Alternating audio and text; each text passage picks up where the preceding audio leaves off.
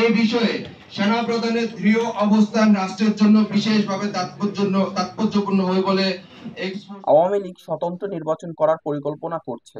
তাদের উদ্দেশ্য নির্বাচন করা নয়, তাদের একমাত্র লক্ষ্য নির্বাচন বানচাল করে আবার ১/১১-র মতো পরিস্থিতি সৃষ্টি করা এবং শেখ হাসিনাকে ফিরিয়ে আনা। যদি তারা নির্বাচনী মাঠে নামে, জনগণ তাদের প্রতিহত করবে বলে হুঁশিয়ারি করেছেন গণ অধিকার পরিষদের সাধারণ সম্পাদক রাশেদ খান। শেখ হাসিনাকে ফিরিয়ে আনা যায় সেই চেষ্টার মধ্যে তারা রয়েছে। বাংলাদেশে ১/১১ না হলে আওয়ামী লীগ বাংলাদেশে ফিরতে পারবে না। এই জন্য আওয়ামী লীগের উদ্দেশ্য, আওয়ামী লীগের নেতাদের উদ্দেশ্য যে স্বতন্ত্রভাবে নির্বাচনে অংশ নিয়ে নির্বাচনকে ভণ্ডুল করে একটি ১/১১ সৃষ্টি করা এবং এর মাধ্যমে শেখ হাসিনাকে বাংলাদেশে ফিরে আনা। বিচারের আগে আওয়ামী লীগের নেতারা নির্বাচনে অংশ নিবে, আমরা কি বসে বসে ললিপপ খাবো? কোনোভাবে না, আওয়ামী লীগকে প্রতিহত করা হবে।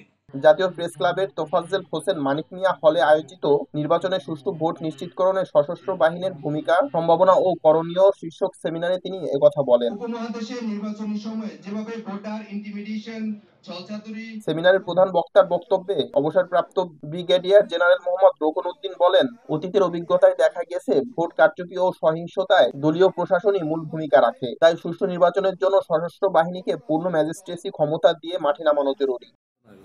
কারচুপি করে কারা? সিভিল প্রশাসনের লোকরা। আমি বলবো কেউ নারাজ হতে পারে, বাট এটা আমরা দেখছি ইউএনও ডিসি এরা ভিতরে যখন ভোট গুনে ওই ১০০ জায়গায় ১০০০ করে দেয়। তো সেই জন্য আমার কথা হচ্ছে সেনাবাহিনীকে দায়িত্ব যদি দেওয়া হয়, তাদের ম্যাজিস্ট্রেসি পাওয়ার ফুললি যাতে অ্যাপ্লাই করতে পারে সেই অধিকার দিতে হবে।